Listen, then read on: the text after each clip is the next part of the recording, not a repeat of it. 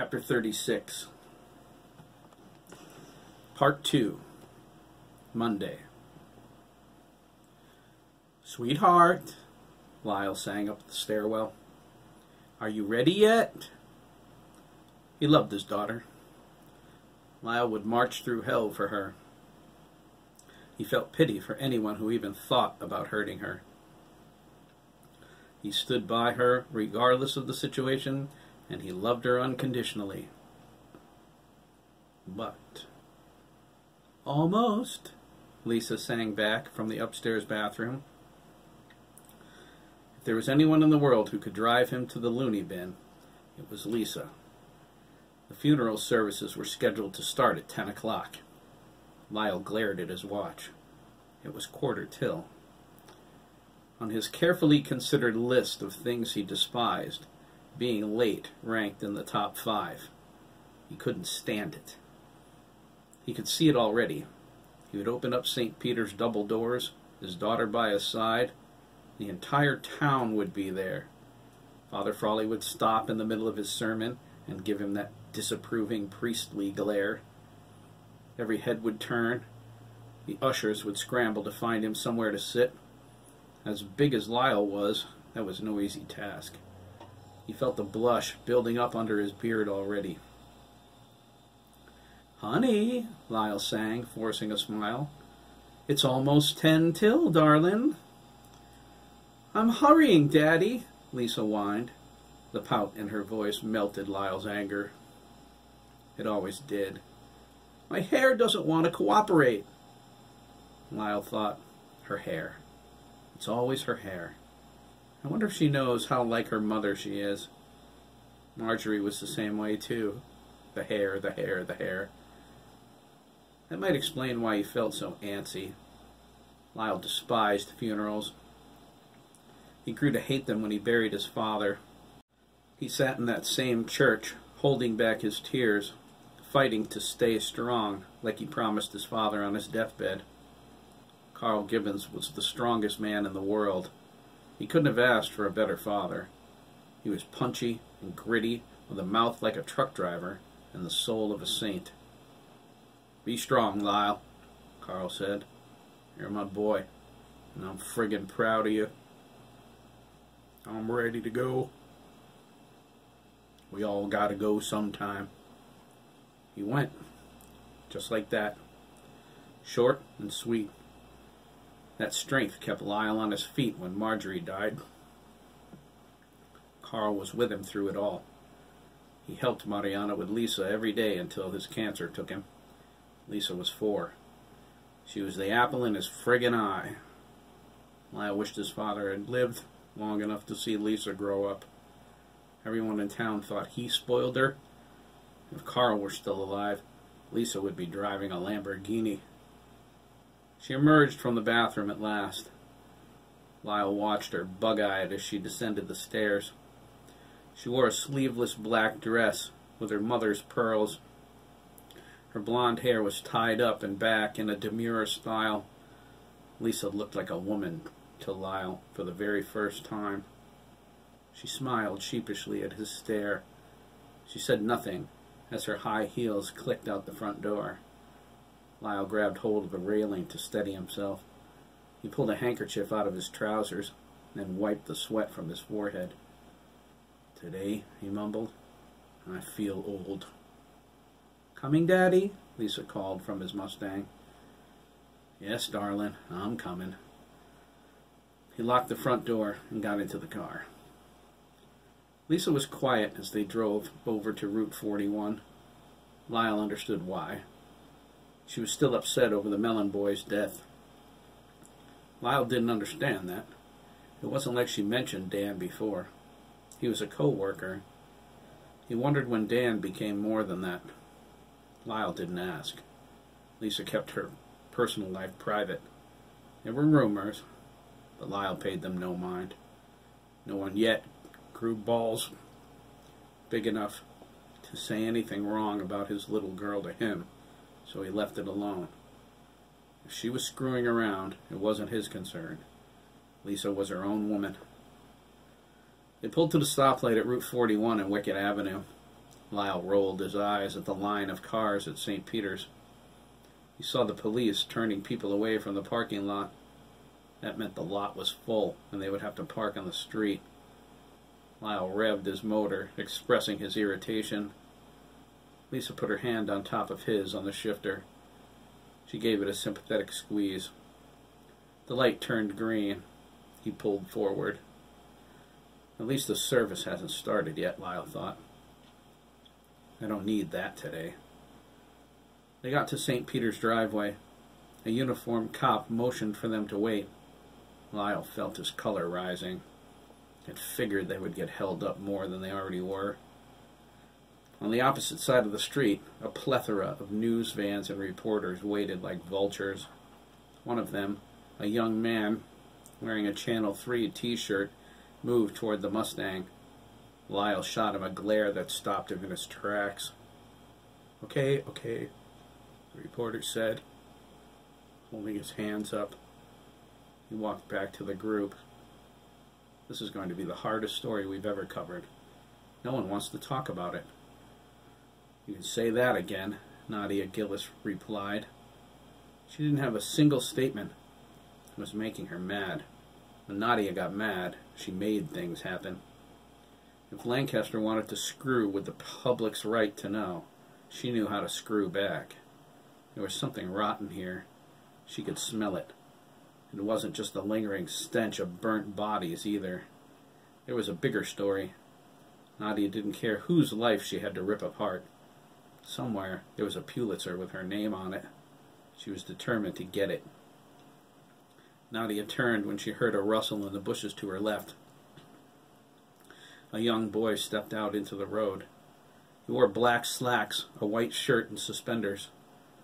He had gold-rimmed glasses on and a yarmulke. Nadia called to him. Hey, who are you, kid? She asked.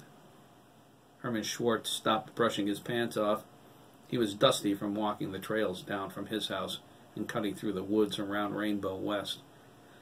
His father and mother were too grief-stricken to drive him to St. Peter's. Herman looked at her, looked around, and pointed at his chest. Yes, you, Nadia sighed. They're raising brain surgeons in Lancaster.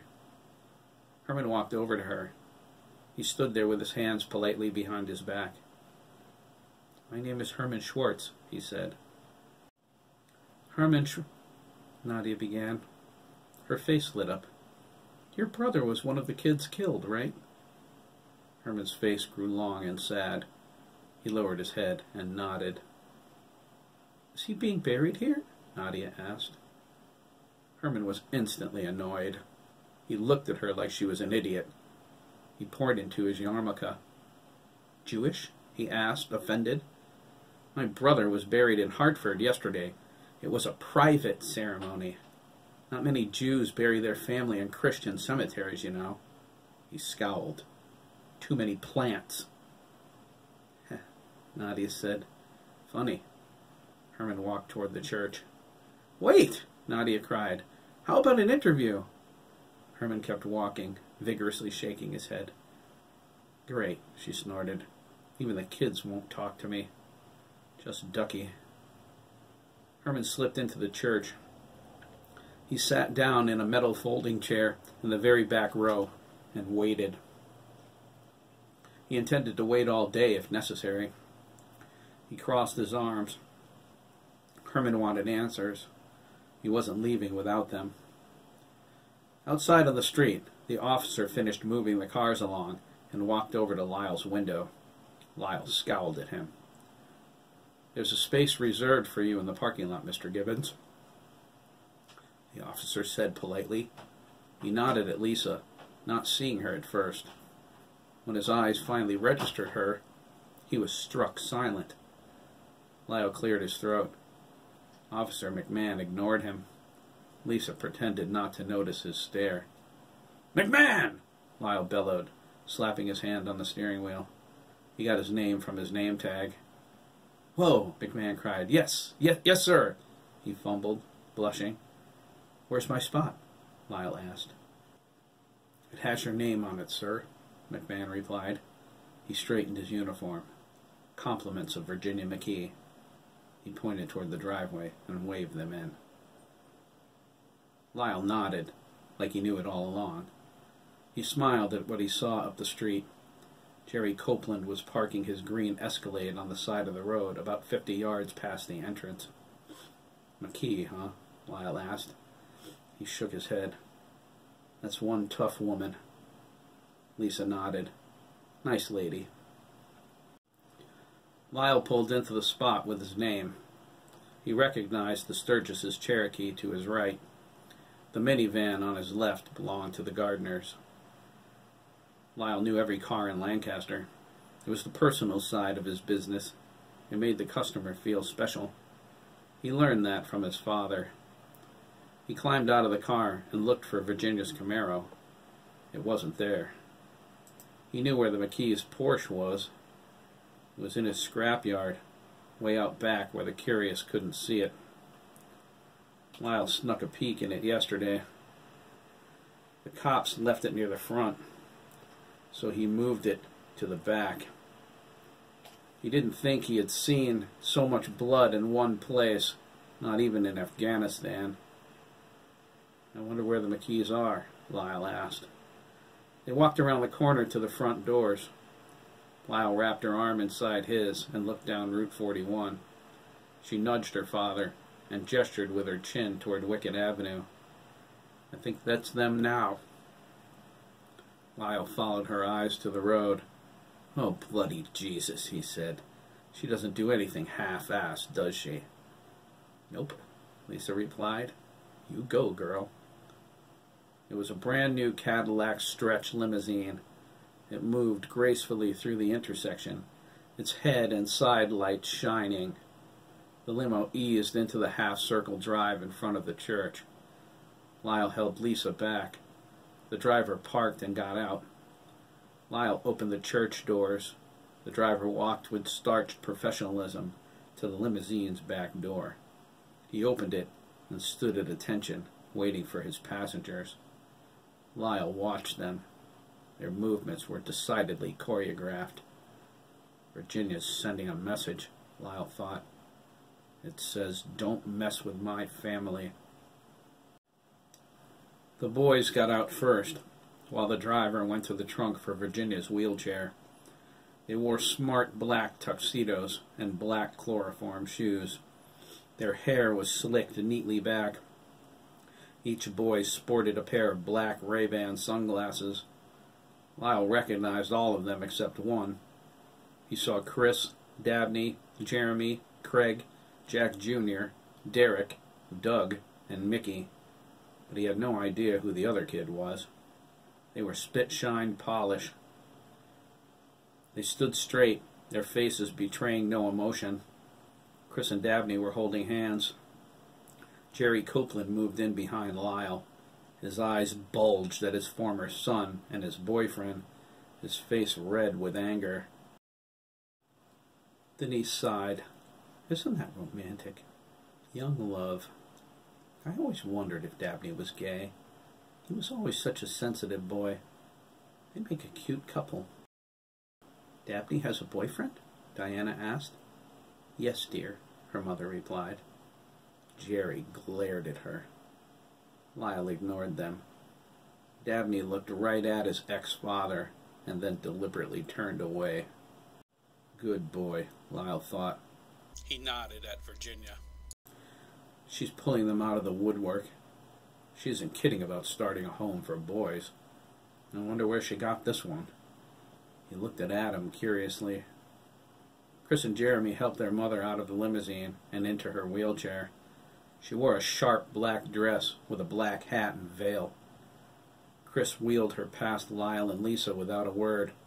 The boys flanked her on either side and behind, walking with her as if she were the president and they were the Secret Service. Esmeralda was right behind them. Lyle and Lisa followed. The usher told them they had reserved seats in the second row, right behind the McKees. They walked down the aisle, eyes always front. The mass of people inside the church ceased the din of their whispered conversations. They watched Virginia and the boys. Matt Gardner sat in one of the pews in the middle, He rose as his friends drew close. Before Linda could object, he joined their procession. Randy looked sternly at his wife. "Remember what we talked about?" he asked. "Let the boy go with his friends." Linda crossed her arms. "For the moment, Randall," she angrily thought. She observed Chris and Dabney. They were holding hands again, both of them pushing Virginia. "If this gets any stranger, I'm pulling out all of the stops. Matthew will sever his ties with these people, and so will we." Max and Ricardo joined them too, only with their parents' blessing. They wished they'd thought of the sunglasses thing. That was Chris's contribution to his extended family. He bought every pair with his own money at the sunglasses shop on Yukon Store's campus this morning. Alex Sturgess brought him over there after he picked up the boys from the farm at Susan's request. They were wet from hosing down in the barn and dressed in old sweats and sneakers. Their work clothes were double-bagged in plastic Glad bags, tied up and tossed in the back. Chris asked him to stop at an ATM in the strip mall. He withdrew the cash he needed and knocked on the sunglasses shop door. The owner was inside collecting yesterday's receipts. He took one look at Chris's grubby, worn attire and shook his head. He waved his hands, mouthing the words, "We're closed. We don't open until 10. Chris fanned out the cash and nodded at the owner. He let Chris in as fast as he could get the door unlocked. The McKees sat in the front pew on the left, between Celia Beasley and Garth and Amanda. Garth was on the very end, near the center aisle. The boys lined the row from Garth all the way down to Celia, who was next to Charlie O'Connor. Charlie sat in the corner, quietly weeping. Chris glanced over at him with sympathy. He didn't care for Todd, but that didn't mean he had to shun his father. Charlie looked like a man missing his soul. He saw Thurman Milner directly behind Garth in the second row. His wife, Valerie, was leaning against him, dabbing her eyes with a tissue. She was an elegant-looking woman with white hair. They sat back to let the Gibbonses through. Lyle and Lisa sat with Mike and Sandra. The Sturgesses were in the front row, across the aisle. Next to them sat Robert Bigelow and Tad. They shared the pew with Dr. Stone, Stephanie, Stephen, the Kriegers, and the Jones family. Bee's husband, Alfred, sat at the far opposite end. He was a stocky man with a thick black beard. His face was dark and angry as he glared at his son's closed coffin. There was a young man and a woman between them, their surviving son and daughter, Alan Jr. and Hannah. Silent tears ran down their faces.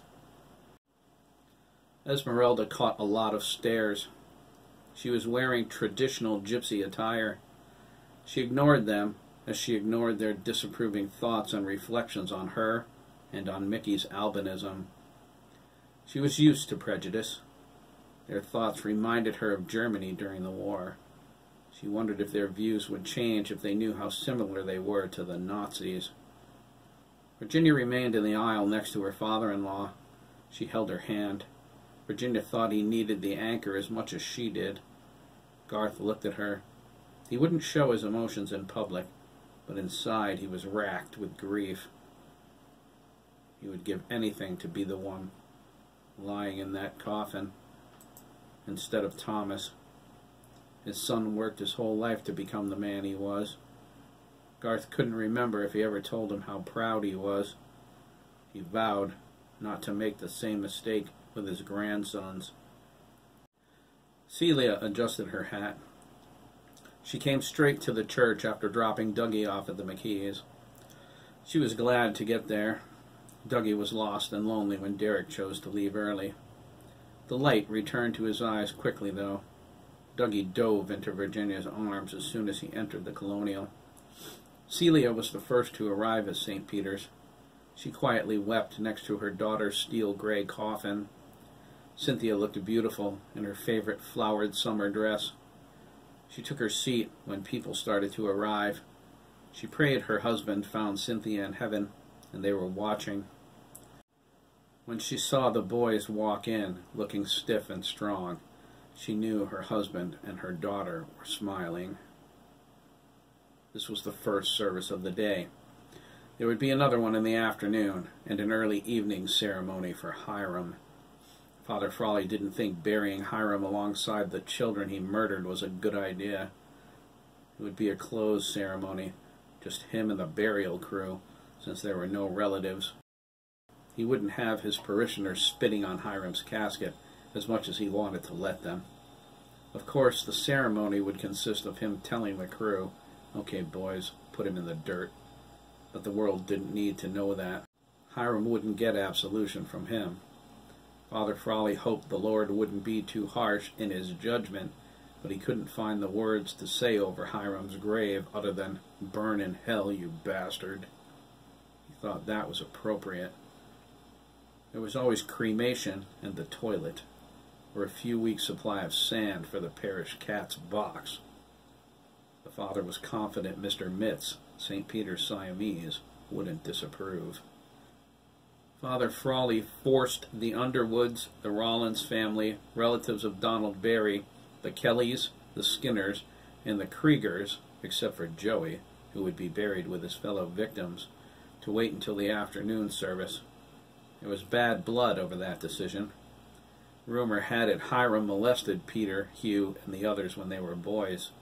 The finger of blame was being pointed firmly in their direction for not turning Hiram in.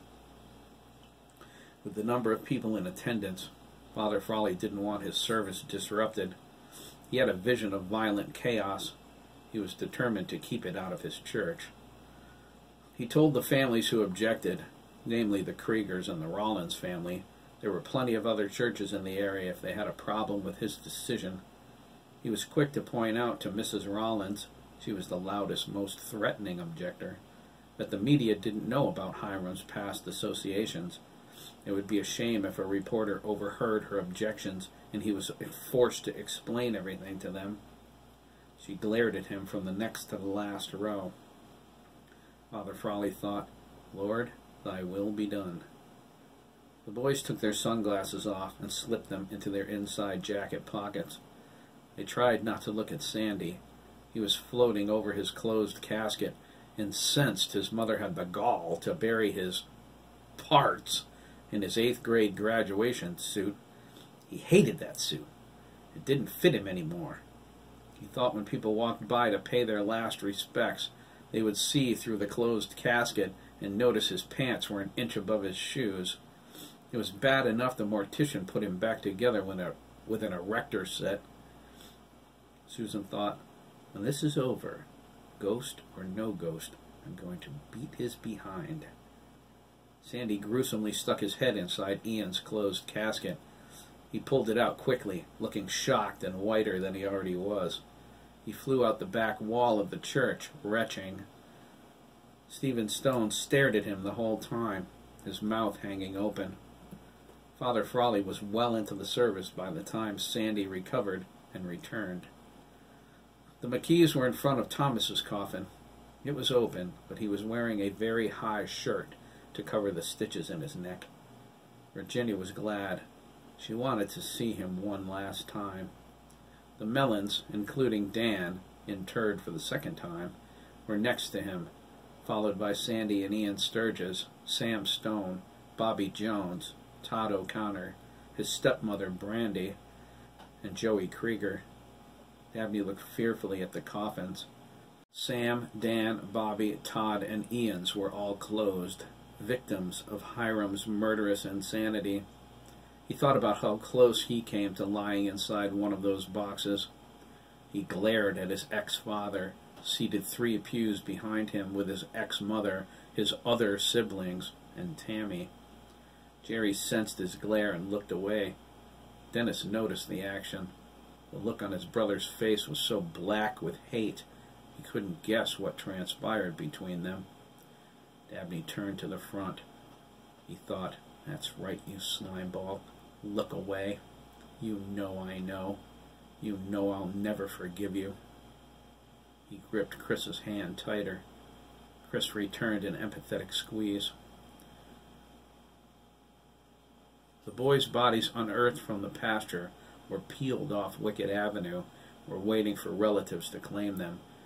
Thankfully, although of little consolation, there were no more dead children belonging to Lancaster. With Mickey's help, Detective Shooter knew every dead boy's name and was tracking down their families. Their ghosts rested in peace. There were only 4 active spirits in Lancaster now. Wade Dugan was in the far corner of the church to the left, watching his son and his grandson. Giuseppe Luciano sat at Wade's feet, absently sliding his hand in and out of the floor. Sandy Sturgess floated in the air over Chris, unaware of all the stunned children staring at him. Then there was Ian. Mickey patted his chest. Ian popped into Mickey's shower this morning, much to Mickey's chagrin. He wanted to go to the funeral, but he didn't want Sandy to see him. Mickey said he could hide inside of him, but only if he left so he could finish his shower. His modesty demanded privacy. He had the shower curtain wrapped around him at the time. He also cautioned Ian their connection would be complete, much more so than he would experience with anyone else. He expressed the same cautions to Ian that he did to Sandy about sleeping inside of him. When I'm awake, I have some control over it, Mickey said. You can hide in me, but we can't sleep together. Ian said, Don't worry, Mickey. I don't go that way. Mickey's eyes bulged. Ian learned something. In all the time he endured the same dirt naps that disturbed his brother, he never considered sleeping inside someone. He wondered who he could ask, since Mickey wasn't possible. It meant revealing his presence to someone, but anything was preferable to sleeping in the ground again. Yuck. Ian shared Mickey's eyes. He watched his family. He was heartbroken and desperately longed to be with them. Mickey knew why Wade was still here. He wasn't going to rest until Hiram was in hell and Bremen was destroyed. Giuseppe's presence confused him. Mickey wondered, why hasn't the light come for him? He's so little and seems so lonely. Has the Lord overlooked him? Mickey didn't think that was possible. He intended to ask Gabriel the next time he saw him. Father Frawley decided on an extended service. He customized it, mixing in a lot of the traditional Latin. Teddy Bigelow was the sole altar boy. Robert watched him proudly as he moved about his tasks with practiced precision. Virginia noticed Teddy's mother was missing from the ceremony. She intended to ask Robert where Anna was as soon as they had a private moment. Nancy Dugan was absent too, but that wasn't a surprise. Virginia didn't think Craig and Jack Jr. would be too open to her presence. That would take a lot of time to get over, if they ever did. Just as equally as the fingers of blame pointed at Hiram's past victims, they were aimed at Nancy too. Virginia pitied her, but that was about all the feeling she could spare. She did her best not to break down into tears. The boys followed her lead for the most part. Dougie broke the chain. He quietly sobbed, "Mommy, Mommy," into Derek's chest while Derek held him. St. Peter's was packed twice as tight as it was for Dan Mellon's funeral. This time every family in town was there. Virginia saw the Carlanders, the Diggs family, Billy Wild from Jeremy's baseball team, with his mother Stacy and his sister Candace. Virginia didn't know either of them since they never came to Billy's games. She assumed it was because Stacy worked a lot of hours. She continued her scan. The population of Lancaster filled every pew, stood on every side, and flowed into the yard to bear witness to this tragedy. The people outside repelled the ravenous reporters with threats of violence if they didn't stop intruding on private moments of grief. The most boisterous and threatening of all was Coach Rafael de la Vega. He was a large Mexican with a very short fuse, Lancaster High School's football coach. When he told Nadia Gillis what she could do with her microphone, Nadia swiftly replied, "Can I quote you on that, Coach?" Coach de la Vega glared at her. "Quote this," he snapped, his Mexican accent coming out with his anger. He extended his middle finger. Nadia snorted. "We interrupt our regularly scheduled programming for this special report," and sat down on the curb. At least they got some excellent pictures. She needed to find out who all the kids with the mafia look were accompanying the woman in the wheelchair. She assumed it was Attorney McKee's wife, but she couldn't be positive through the veil. She was going to find out. The black tuxes and the sunglasses told the story without saying a word. When it was time for her live report, they were the first thing the public was going to see. Virginia read through the program when everyone stood to sing. She noticed the second song listed, and an idea struck her. She motioned for Derek. Dougie snuggled into Adam when Derek moved away. Adam wore blue-colored contacts to hide his silver corneas. He patted Dougie awkwardly at first, but finally just rubbed his back as the little boy cried. His emotions were so strong, Adam thought he might start crying too. Virginia pointed at the next song and said something into Derek's ear. He reared up, looking surprised. She motioned for him to come back down to her. She said something else into his ear. This time Derek's face grew serious. He leaned up and nodded. He kissed her on the cheek and went back to his seat. Father Frawley walked back and forth in front of the congregation, leading the singing. Virginia discreetly waved him over to her when the people began the second verse. She said something into his ear. Father Frawley looked surprised, but then enthusiastically nodded. He walked over and laid his hand on Derek's head.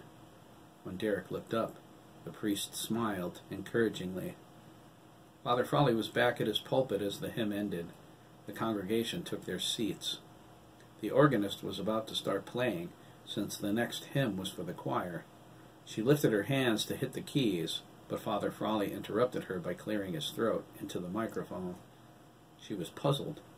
The choir looked over from their seats on the right side of the altar. Father Frawley made a sour face and shook his finger at the organist. He motioned for Derek, who held his head up, and walked to the pulpit with a hymnal in his hand. This was supposed to be a choir solo, Father Frawley told his congregation. He took the microphone off the stand and led Derek to the front of the altar. They were right above Kevin, Cynthia, and Dan. Derek wanted to sing this song himself, to his family. He handed the microphone to him. Derek held it in his hands. He looked sadly down at his mother. He lowered his head, closed his eyes, and whispered into the mic, "I love you, Mom." The congregation grew silent. Derek looked up. He gazed around the room at his friends and neighbors. He swallowed hard, opened the hymnal to the appropriate page, and began to sing Amazing Grace a cappella. Derek sang loud and without reservation. His voice was beautiful and pitch perfect. It was as if angels were singing with him. The congregation was in awe of him. He never missed a note, never broke his tone, even when his tears started to fall. The choir joined in with him after the first verse. Derek sang his heart out, and the people listened eagerly. His friends were in awe, too. Nadia Gillis heard him from across the street and rushed her cameraman over to film it. Photographers and other camera people followed his lead, but he got there first. He squatted down in the doorway and recorded Derek as if he were some fledgling teen idol. The flashes exploded. Cell phones were raised, making videos for social media, but Derek ignored them. This song was for his family. He would make it the best he could. For everyone in attendance, it was the best they ever heard. The boys stood up and sang with him, including Adam. The congregation followed suit. St. Peter's vibrated with the force of their voices. Father Frawley watched them all proudly. They sang louder than ever before. The additional voices made Derek sing harder, stronger. His sweet tones carried through the PA system, drowning everyone else out. When the song ended, the congregation exploded into wild applause and cheering. Derek set the microphone on the floor. He walked to his mother's coffin and kissed her goodbye. He ran over to Chris, threw his arms around his waist, and wept. Chris held him and sat down. "That was beautiful, man," he whispered, tears streaming. "Incredibly beautiful." Derek said nothing. He held on tighter as his friends patted him on the back. He knew he wasn't alone, even though he felt like it. His grandmother looked at him with sorrow and pride. She thanked God he finally found his heart. She felt it all around her. Anyone who doubted Lancaster's ability to recover from this horrible tragedy only needed to hear Derek's song to know everything would be all right. The applause and cheers lasted 5 minutes. It would have lasted longer, but Father Frawley held up his hands and gestured for order. He picked up the microphone off the floor. "That was wonderful, Derek," he said. Derek turned toward him and wiped his eyes with his hands. He leaned against Chris, afraid he would fall over. Father Frawley continued with, "I know I speak for everyone when I say this, son. St. Peter's would be honored if you would join our choir sometime soon." Derek cleared his throat and wiped his eyes. He softly choked. "You mean I didn't suck?" Celia gasped, delighted and shocked. The congregation erupted in laughter. Even Father Frawley snickered. "No, son," he replied, wiping a tear from his eye. "You didn't suck." The laughter renewed once more. When they composed themselves, Derek sat up. He looked at Father Frawley and shrugged. "I'll do it." The crowd applauded loudly once more. "Wednesday at 7 p.m., Father Frawley smiled, calling over the noise. "That's when the choir meets for practice." The choir was on their feet, clapping. Chris suggested Derek take a bow. Derek shook his head. "That wasn't for me, Chris," he said. "That was for my mom." Father Frawley led the congregation back into the seriousness of the gathering with his sermon. He told them this was the time to pull together. They needed to hold each other up and stand firm in the face of their sorrow. He talked about Chris's decision to keep the farm and the McKee family's intention to turn it into a home for boys. He applauded them for having the courage to change the face of Lancaster's darkest nightmare into a beacon of hope. He gestured toward Adam, who he assumed was the latest addition to what he called the McKee clan, and asked him to stand up. When he did, Father Frawley told him to introduce himself to the congregation. Adam shyly did, but quickly sat down before the camera people in the doorway got a clear shot of him. "Whatever path led you to the McKees, Adam," Father Frawley said, "you can rest assured you're in good hands." The congregation applauded once more. Father Frawley continued the service. Half an hour later, he finished the ceremony with a rousing reading of the promise of everlasting life from the book of John. He thanked the congregation for coming and asked that they depart through the door on the right after paying their respects. He also requested the families of the deceased be allowed to mourn in peace. He reminded them that graveside services were private and by invitation only. He glared at the cameramen when he spoke. The ushers would confirm the guests by the names on their list. No name, no entry. He closed with a final Our Father before the ushers allowed the rows to come up to the caskets. Dr. Stone moved to the cemetery. He led Stephen and Stephanie from the church through the left side door. He was pulling Stephen along. Stephen was tugging on his father's coat while pointing at Sandy Sturgess. Dr. Stone ignored his pleas to, "Just look, okay? Will you look at him? He's really there. I'm not lying," and took his son outside. He didn't know what Stephen's problems were, but a trip to Dr. Anderson Sam's ex-counselor was in order. If Stephen was seeing ghosts, perhaps it was time for some medication. The boys in the front row looked at Mickey. Mickey said, "A lot of kids can see ghosts when they're little, but it passes when they get older." "What about you, Mickey?" Sandy asked. He debated sinking down into the floor before anyone else's kids started talking about him. "Will your power pass?" Mickey shook his head. "My power, like Jeremy's, will only get stronger." Jeremy closed his eyes and lowered his head. "Stronger?" he whispered despondently. "I can't even imagine that. You have no idea how hard it is to keep these people's thoughts out of my head."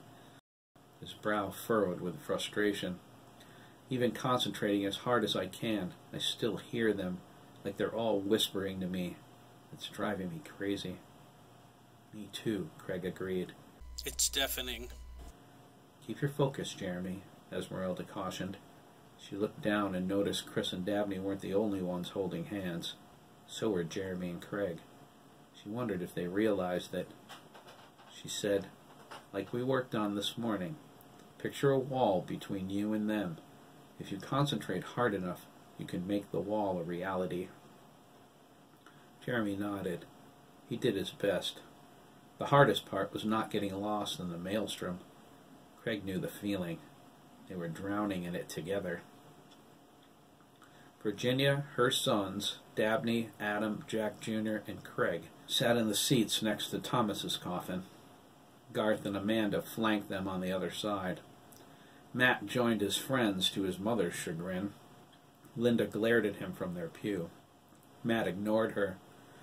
After the tongue-lashing his father gave her last night when he got home concerning Chris, Matt was no longer grounded. He was angry at the way she treated him. Matt wasn't going to be quick to forgive this one either. When he wouldn't disclose private information to her about the night of the murders, after all of her prodding and threatening, she should have left him alone. The Ramirez brothers joined their parents. Derek and Dougie went with their grandmother, over by Kevin, Cynthia, and Dan. Alex, Susan, and Sean sat with Sandy and Ian. Sandy's spirit was sitting on the floor in the corner with Wade and Giuseppe. Every once in a while, a young boy or girl would glance in their direction. Sandy took to waving at them. It was the only thing he could think of doing. Some of the kids were scared bone white. Others smiled, fidgeted, and giggled until their parents scolded them. Sandy crossed his arms. "How do you deal with it?" he asked. Wade put his hand on Sandy's shoulder. It was a grandfatherly gesture that Sandy appreciated. "You think of the purpose, lad," Wade said softly. His voice was strong and full of determination despite its low volume. "We wouldn't be here if it weren't for doing the Lord's will and His grace in allowing us to be." "I feel like this is punishment," Sandy said. "Punishment for the soul, lad," Wade replied, giving his shoulder a squeeze. "There's a place a bit hotter than here. If in that was your destiny, you'd be there afore now. Your reward must equal your sacrifice. You gave up paradise to save a life, Sanford. That's no small thing. I quote, 'A greater love hath no man.' You know the rest." "I'm glad I'm not alone, at least," Sandy said. "Me too," Giuseppe whispered. He looked over at Sandy, his pale eyes filled with concern. "Are you my friend, Sandy?" he asked. He dimmed. "Sure, kid," Sandy replied. "I'm your friend." Giuseppe came back brighter and more defined. He pointed at Jack Jr. in a nearby chair, idly swinging his legs. "I like him," he said. He smiled. "Jack Jr.?" Sandy asked. He considered this. He said, "I guess I like him too. He's a good kid." "Jackie was a good son, lads," Wade said. "He's got the chance to do it all over again. I'm thinking Mrs. McKee'll keep his britches tight, to be sure." Sandy and Giuseppe snickered. Mickey shook his head. Sean leaned up to see where his brother was. Alex sat him back down. Throughout the church, The younger kids perked up, hearing the hollow laughter. Most couldn't see its origin. Those who could were too young to understand what they saw. Wade told the two of them to shush and have some respect for the dead. Sandy looked up at him and said, "We're the dead too, Mr. Dugan." Wade said, "I'm thinking there are some ghosts around here who might be needing a trip out to me woodshed." He smiled. "This ain't going to be no pants-up experience neither." Sandy reached around and sat on his hands, gripping his spectral buttocks. Giuseppe giggled until Wade glared down at him. "You'll be joining him." Giuseppe immediately went silent. He winked at Sandy, grabbing his little ghostly buttocks too. Thurman and Valerie offered their condolences and moved outside to the graveside. Virginia nodded politely at her neighbors as they expressed their sympathies. The kids graciously accepted the well wishes of their peers. Every kid in town was there. Jeremy would later swear they said thank you more times in that hour than in all their lives combined. Chris wasn't so gracious when Danielle Wolicki came up to him. He walked away with Dabney and stood behind his mother. His only answer to her insincere sympathy was to glare at her. Danielle glared back with equal venom. She quickly mouthed the word "faggot" when Virginia wasn't looking. Jeremy stood up. Craig shouted "no" in his mind and mentally reminded him his eyes would start glowing if he lost control. Danielle shot Jeremy a vicious glare. "I'll waste you, little boy," she whispered. Jeremy's eyes narrowed. "We'll see who wastes who." Danielle turned away, tossing her head, her heels clicking. She got over to the Sturgesses and burst into loud sobs. Mrs. Wolicki rolled her eyes and walked outside with Wesley. Danielle's act was so phony, Alex turned away. He wanted to say something, but he bit his tongue. If he let one emotion out, they were all coming out. Sandy didn't share his father's scruples. "Will you look at this?" he cried. "Oh, let's vote for the Academy Awards right now." He crossed his arms and growled. He stood, pacing back and forth, glaring at her. When she practically leaped on top of his casket, Sandy pitched a fit. "Oh, that does it. Would somebody tell that idiot to stop crying all over my casket? I can't stand it. I have half a mind to get back in my body, sit up, and tell her to go screw. She wins the Academy Award, all right. Best Actress with a Dead Kid. I'm gonna puke." Sean reached out and tugged on Danielle's dress. She looked down at him, her eyes full of tears. "Sandy's going to sit up and tell you to go screw," Sean said. Alex and Susan gasped. "You get the Academy Award for Best Actress with a Dead Kid," he continued. "Sandy's going to puke." "Sean!" Alex and Susan cried at the same time. Sean crossed his arms. He snorted, "Stop crying all over his casket, you idiot." Susan reached out and covered his mouth. She looked at Danielle, mortified. Danielle took 2 steps backward, visibly struck. "No, Mom," Sandy cried from in front of the first pew. "Let him talk. Tell her, Sean. She's the one hurting Chris, spreading her lies. Tell her she's as worthless as she is phony." "Shut up, Sanford," Susan sang in a whisper out of the corner of her mouth. Alex stared at her. His hands started to shake. Sean struggled to get free. Danielle turned and stepped toward the door. Her face was blank and stunned. Diana Copeland reached out from the line of mourners and grabbed her wrist. Danielle froze. "You're as worthless as you are phony," Diana said, "spreading your lies about Chris." Jerry's face turned fire engine red. He snapped his head to the side and glared at Denise, who only shrugged. "Worthless," Carrie Diggs echoed. "Liar. Phony." He wore a navy blue suit and had a backward Red Sox cap on his head. His multi-blonde hair stuck out from underneath. His freckled pug nose curled up when he sneered. "Phony!" Sean managed, pulling away from his mom's hand. Worthless, Diana repeated. Phony, Carrie agreed. His older brother Josh elbowed him. Dude, Dad's gonna beat your butt if you don't stop. He looked back at Mason, a linebacker of a man who nodded darkly. Danielle turned and looked at the children, shocked. She backed away. Her tears were real now. They created fissures of mascara on her cheeks. Worthless phony! Worthless phony! Sandy chanted. Diana, Carrie, and Sean chanted with him. Worthless phony! Worthless phony! Stop it! Danielle screamed, bending toward them. Worthless! Carrie yelled back. He pointed at her. Phony! Sean cried, squirming in his mother's grasp. Worthless! Diana continued. Phony! Sean and Carrie yelled at the same time. Enough! Lyle Gibbons bellowed, and the room went silent. Jesus, people! Control your kids! Mason looked over at Carrie angrily and asked, You know what's going to happen when we get home, don't you?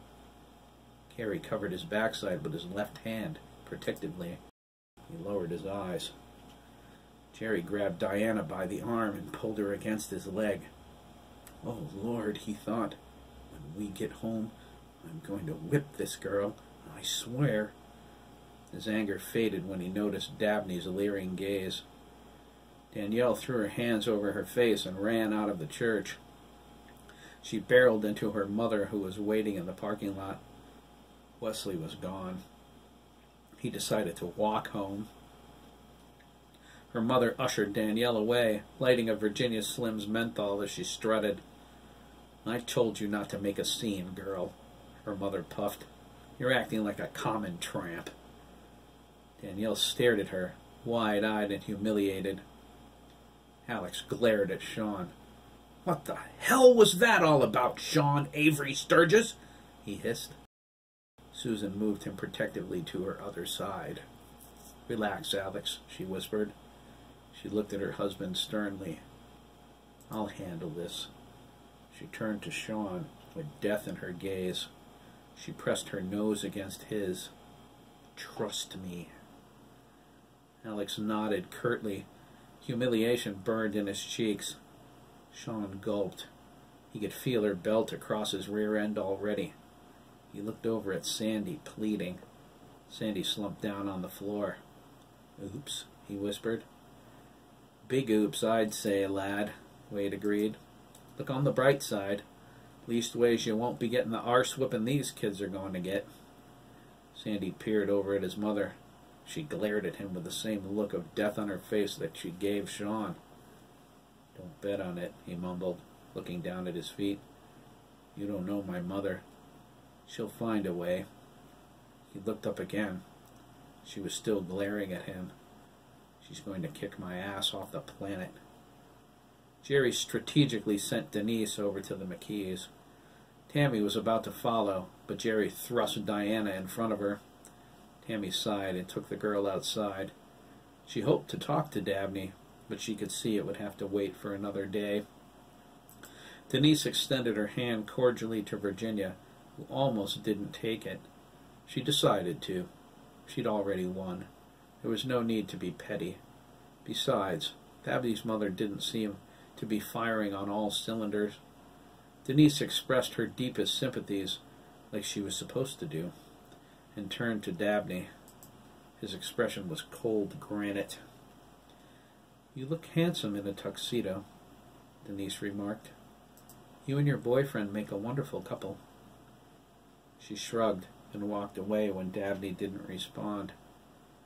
Dennis came over next. He shook his head sadly. I'm sorry about your husband, Mrs. McKee, he said.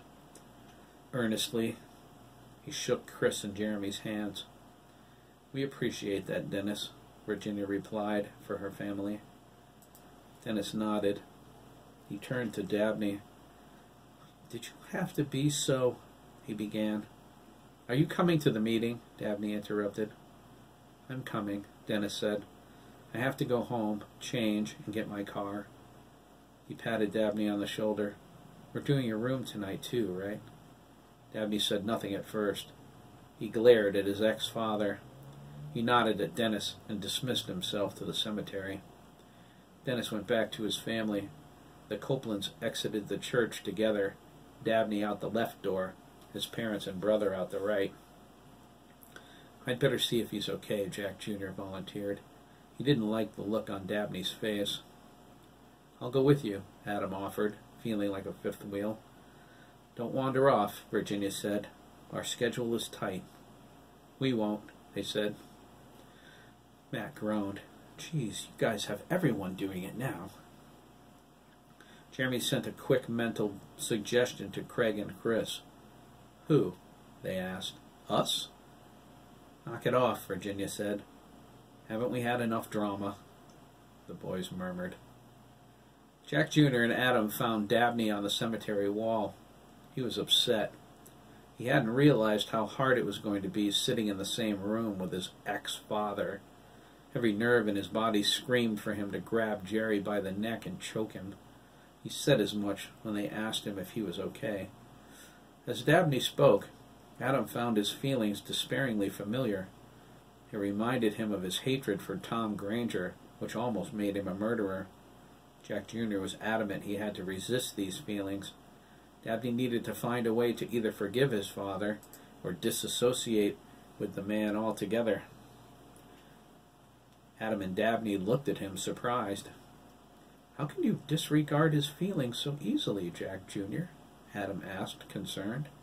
"You seem cold all of a sudden." "It's not sudden," Jack Jr. replied, his eyes a green flame. "Dabbs is contemplating murder the same way his father did." "Yeah, well, I probably won't do it," Dabney snapped. Jack Jr.'s attitude hurt his feelings. "Unless opportunity knocks, maybe?" Jack Jr. said, more than he asked. "Maybe your dad was the same way.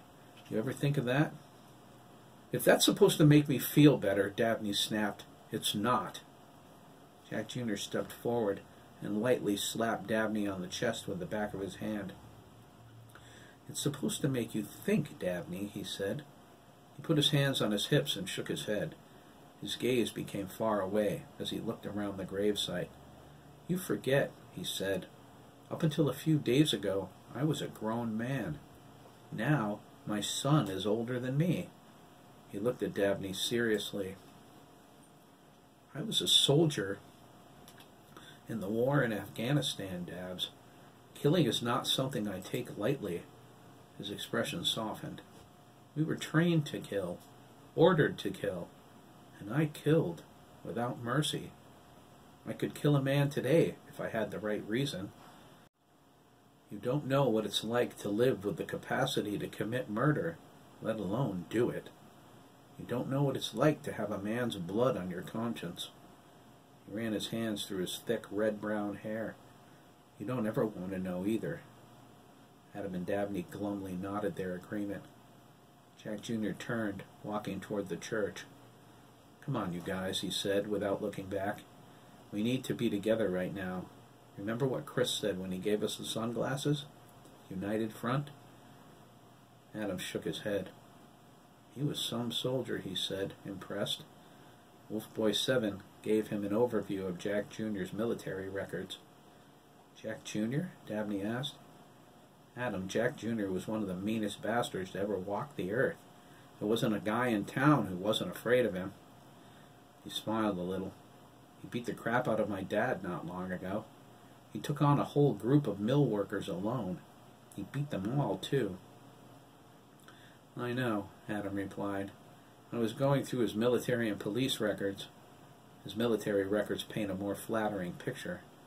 They awarded Jack Jr. the Congressional Medal of Honor." "Really?" Dabney asked, even if he didn't understand the significance. "Jack Jr. got a medal?" "A lot of them, it seems," Adam said. He tugged on Dabney's jacket. "Let's go.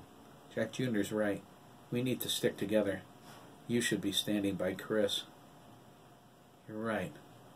God, Adam, I love him." "I know you do," Adam replied. He touched his nose. "He loves you too. I can smell it." They rejoined the group inside the church. Chris and Dabney's hands found each other. Chris gestured at Jeremy and Craig with his chin.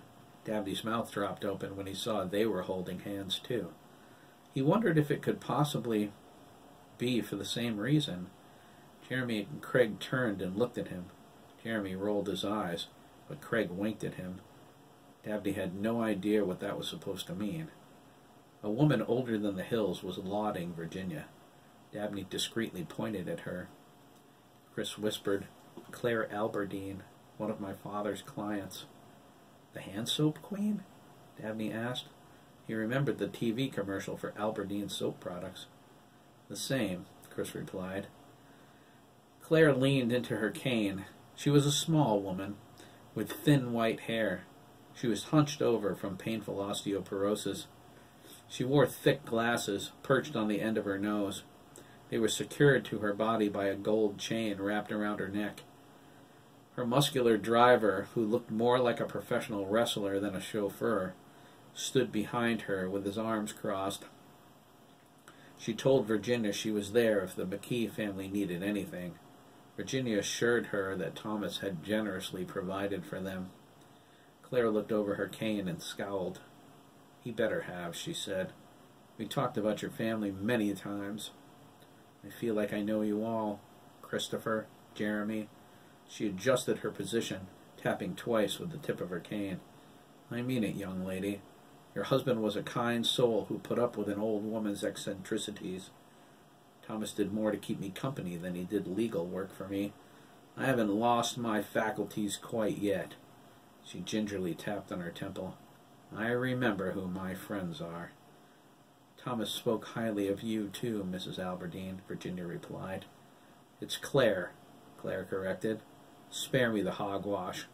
Thomas thought I was a pain in the ass.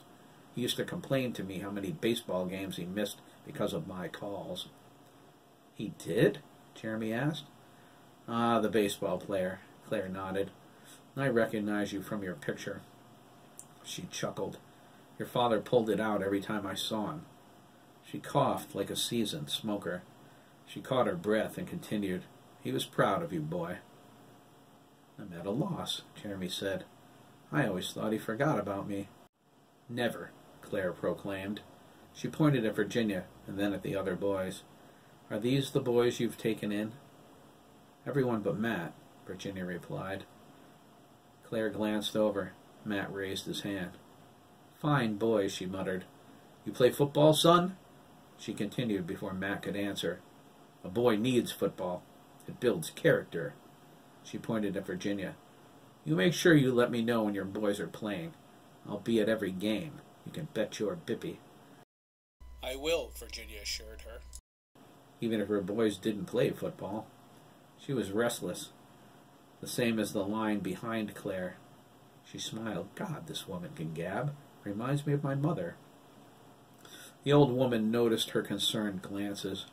"Don't worry about them," Claire snorted, thumbing behind her. "I'll be out of their way soon enough." She struggled to get a notepad and pencil from her skirt pocket. She hastily wrote a few things down on a clean sheet of paper. She looked up at Virginia.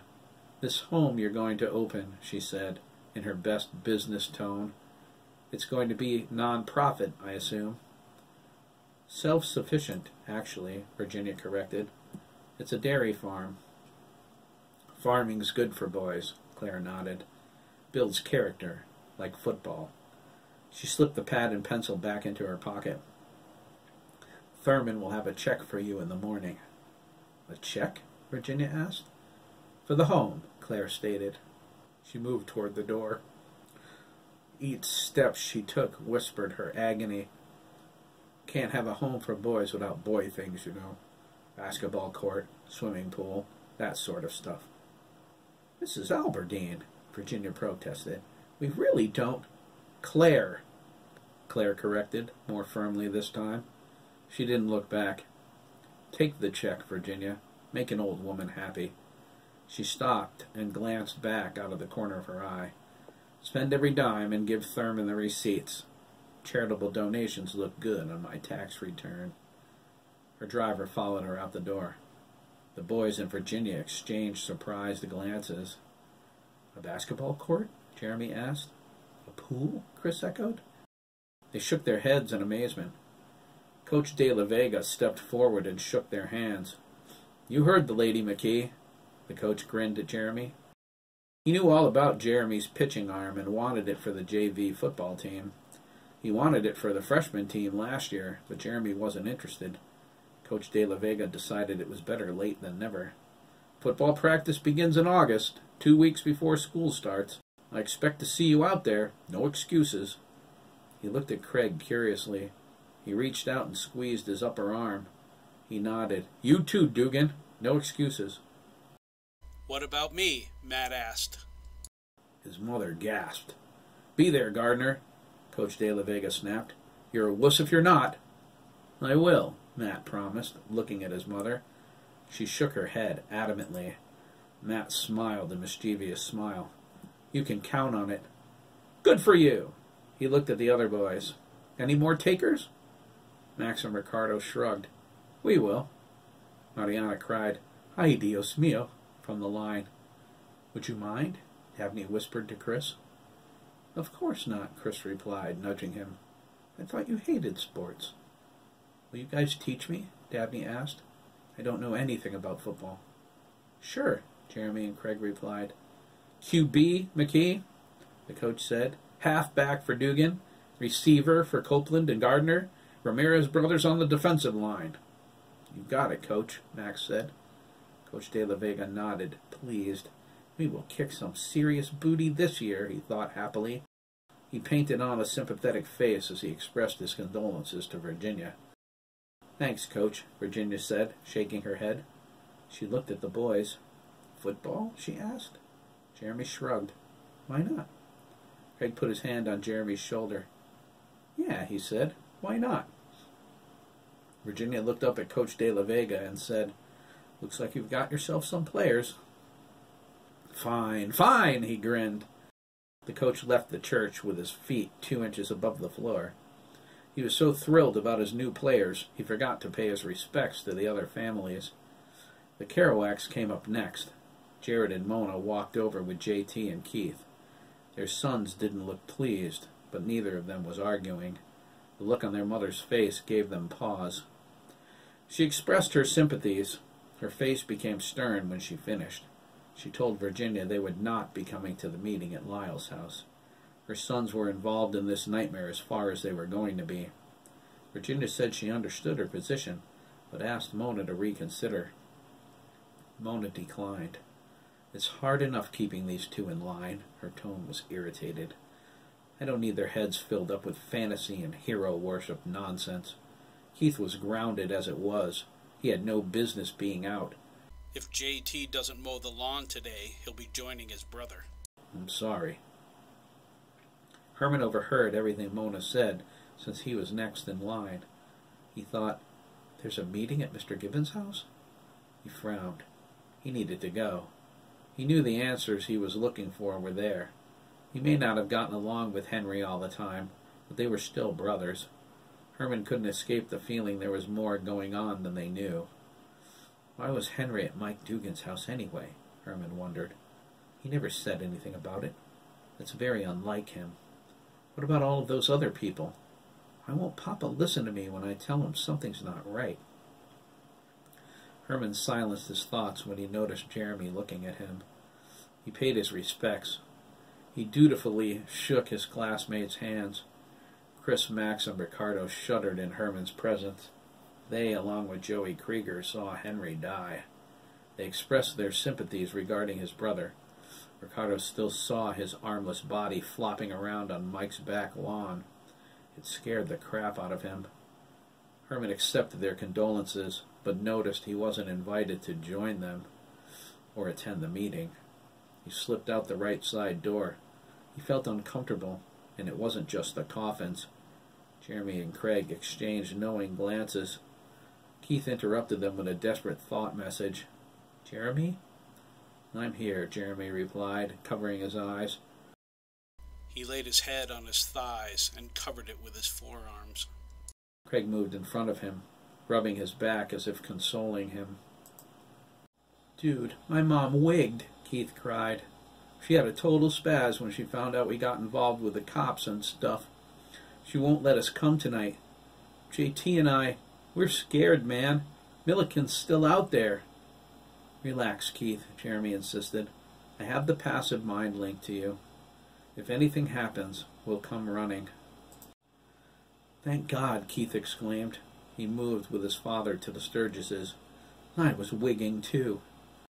Craig bent over and hugged Jeremy as he quickly reinforced the passive mind links to JT and Keith. He told them to be extra careful for the next few hours.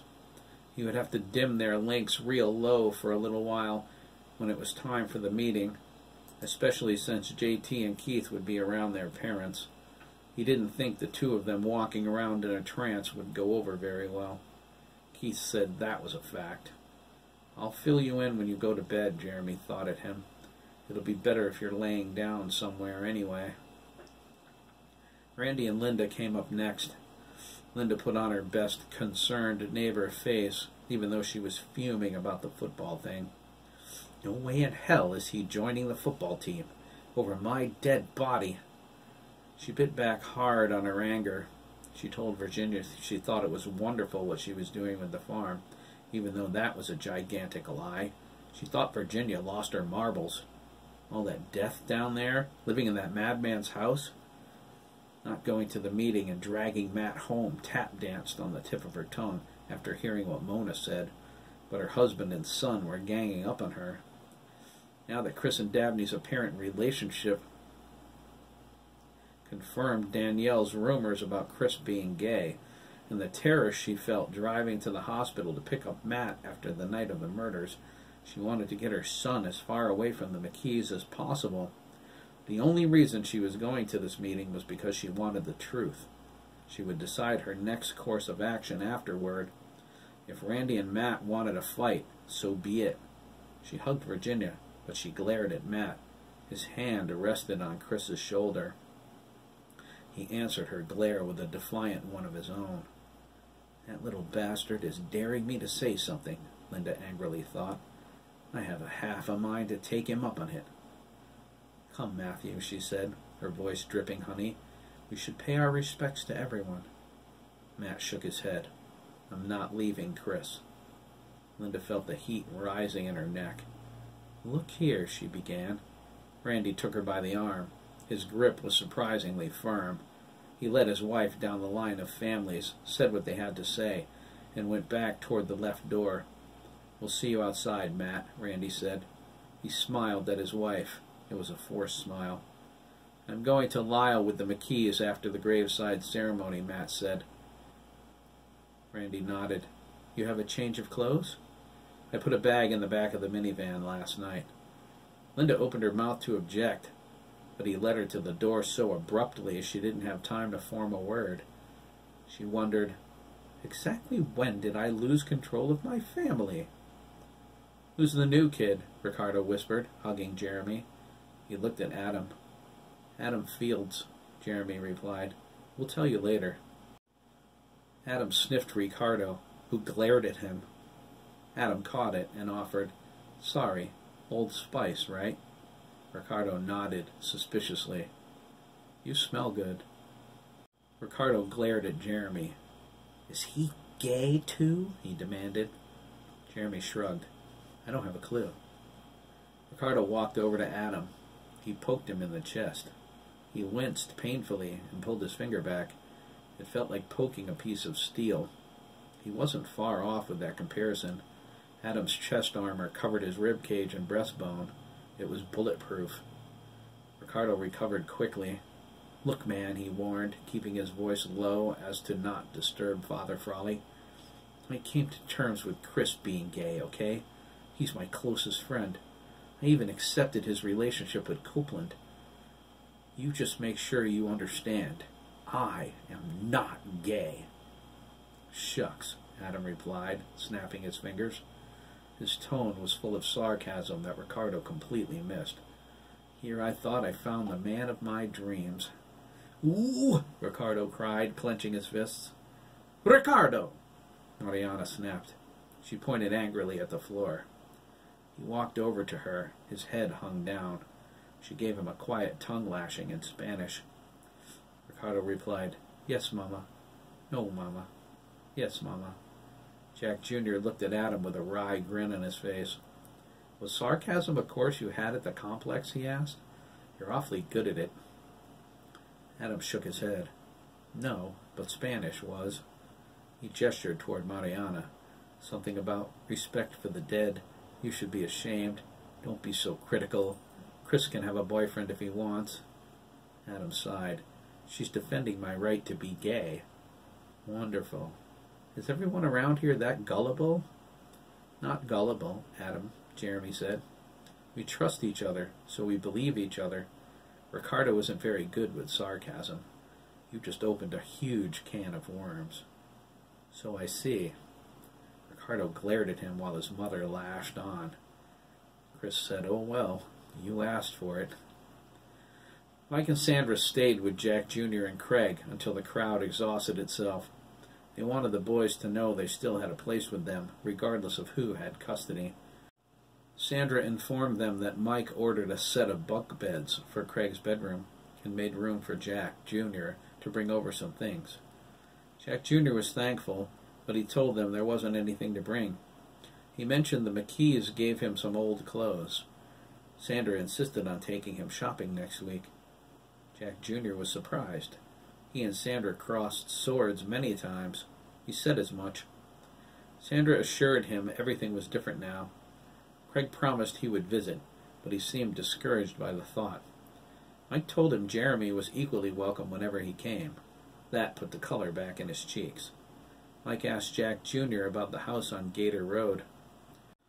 Jack Jr. replied, I'm going to sell it and put the money in a college fund for me and Craig once I see if the insurance will cover the damage Jeremy did to it. Good thinking, Mike agreed. Our policy covered our damage, vandalism. Yeah, I have that. They didn't mention Nancy. It was an omission they all noticed.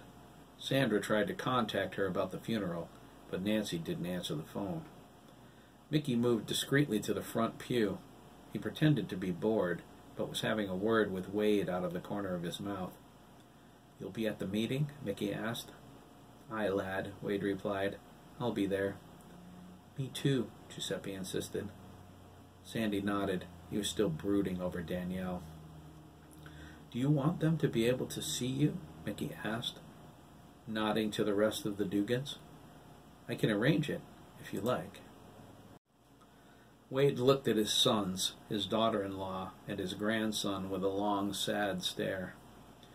I'm not sure if that's wise, lad, he sighed. They've had a lot of years without me. What happens when they find out you were here and they didn't get to see you? Mickey asked. Wade said as John replied, You have a point.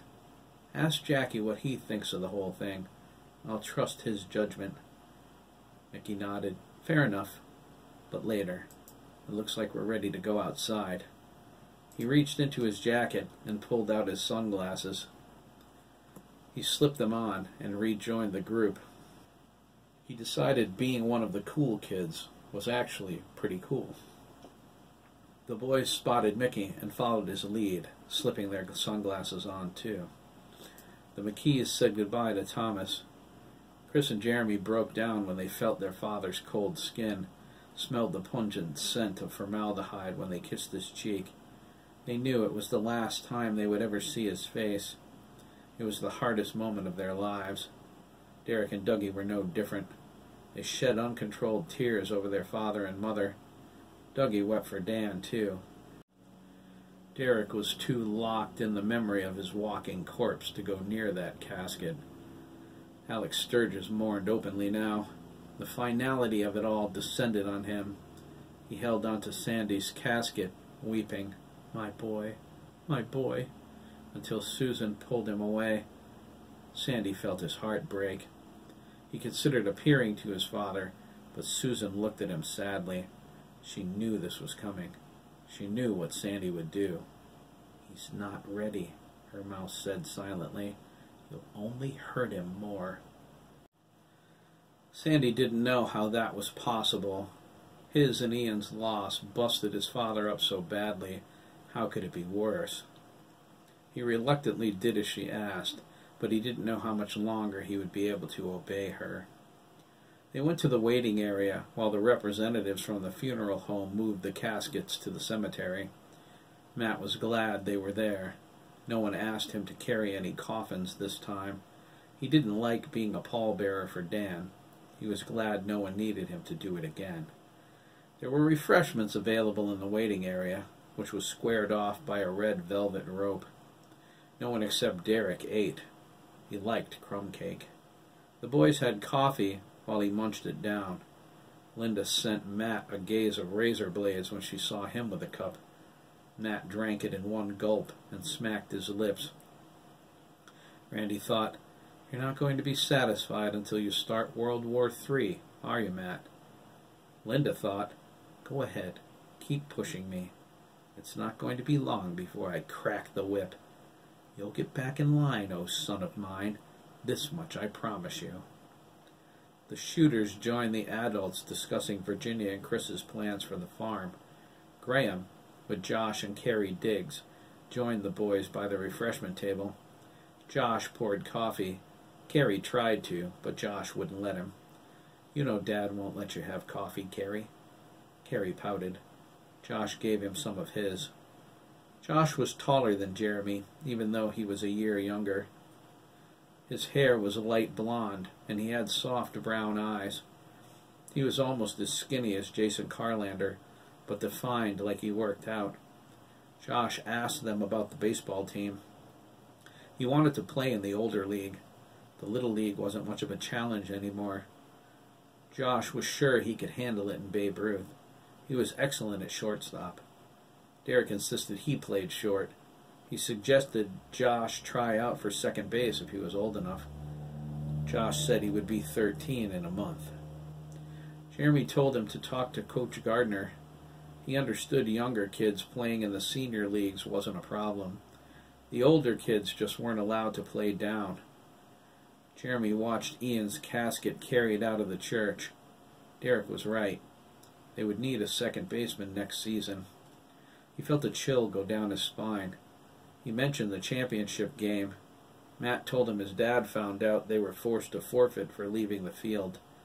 Randy was trying to get the league to reconsider because of extenuating circumstances, but the league president was inflexible. Randy was considering taking the story to the press. "He thinks shaming the league into giving us another chance might work," Matt remarked, pouring another coffee. The cups were much too small, in his opinion. Jeremy nodded. He looked at Josh and said, "You might get to play sooner." Josh felt a little chilled by that, but he didn't say anything. Jeremy said it for him. "You don't have to feel skeeved, Josh," he said. "Ian was a competitor. If he couldn't play for whatever reason, he would find someone to play for him. Winning was all that mattered." The other players murmured their agreement. "How did you know it skeeved me?" Josh asked. His mother had a personal satellite that detected anything out of the ordinary. It was almost impossible to get away with stuff around her, so he learned to keep his feelings hidden. Jeremy grunted. "I read minds," he replied. The boys shot him a look. Josh shook his head, chuckling. "Sure you do." Jeremy winked at him. "How's your mom's satellite working lately? Did she catch you doing anything you weren't supposed to be doing?" Josh froze in mid-sip. Carrie tugged his shirt and asked, "You told them about that?" Josh shook his head, amazed. Matt snorted. "Spy satellite, huh? My mom's got antennas." "Our mom has radar," Chris remarked. "My ex-mom's blind as a bat, deaf as a post, and dumber than rocks," Dabney offered. He thought about it for a second and added, "I could have run through the estate naked, playing the trumpet, and my mom would have asked me what the song was." "You play the trumpet?" Derek asked. "Piano, actually," Dabney corrected. Derek smiled. "No kidding?" Dabney held out his hands and played air piano for them, although he preferred a Steinway. "We are so getting a piano," Chris said. "Love you, Chris," Dabney said. "Love you, Dabs," Chris replied. Coco drifted over and grabbed a can of soda. The boys nodded at him cordially. Coco grunted his acknowledgement.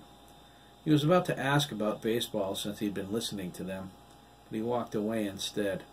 He wasn't going to go there yet. It's what his parents wanted.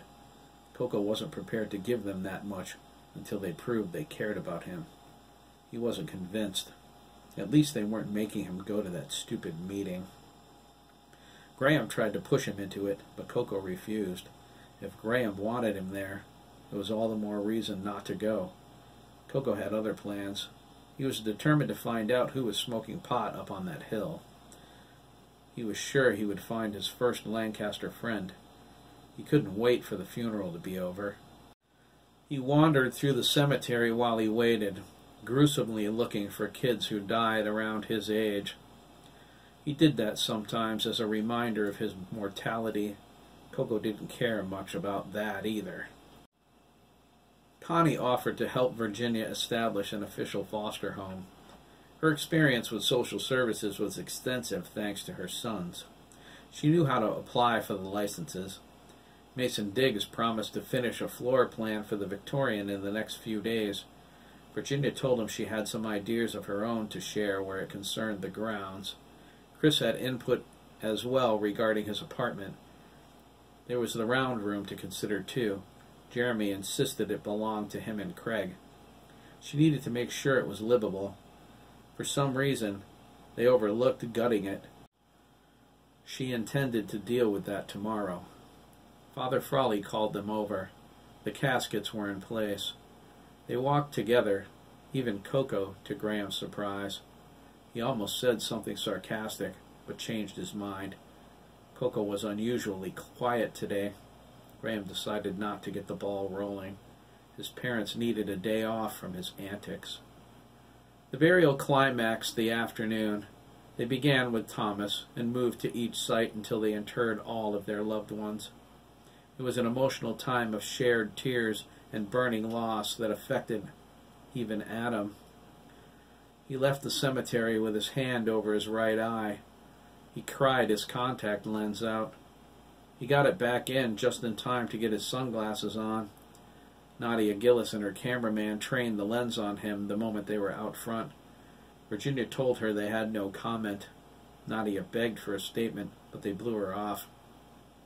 Virginia and the boys, including Matt, Max, and Ricardo refusing to sit next to Adam, climbed into the limousine and drove away. Nadia glared as they left. "You're going to talk to me one way or another," she thought. "What are you doing with Jerry Copeland's son, Mrs. McKee? He's dating your son Christopher, I see. Does the nation know the senatorial candidate has a gay son? It might help him in the polls, a Republican running in a heavily Democratic state like Connecticut. Who are all the other boys, too? There's a story here. It's waiting for me with my Pulitzer." She stormed off toward the news van, determined to start breaking some heads. Jeremy watched the groundkeeper as they passed the cemetery. He was shoveling dirt in on top of his father. He sighed heavily and leaned against the limousine window. He wept a little more then. Craig leaned on him, sad and tired. Jeremy draped his arm over him. There was an emptiness inside him even Craig's presence couldn't fill. Craig asked him if he was okay. Jeremy shook his head. "I'm feeling pretty lonely right now." He set his forehead against the glass and started to cry again in earnest. Craig hugged him. Virginia reached out and took his hand. Esmeralda tapped on the driver's window as everyone moved to console him.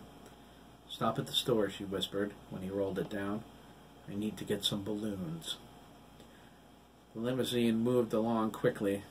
It got to the intersection so fast, no one noticed Herman. He was across the street, walking toward Lyle's house. The limo turned left, headed for 7-Eleven. Ian slipped backward out of Mickey. He vanished into the ground, hoping Sandy hadn't seen him.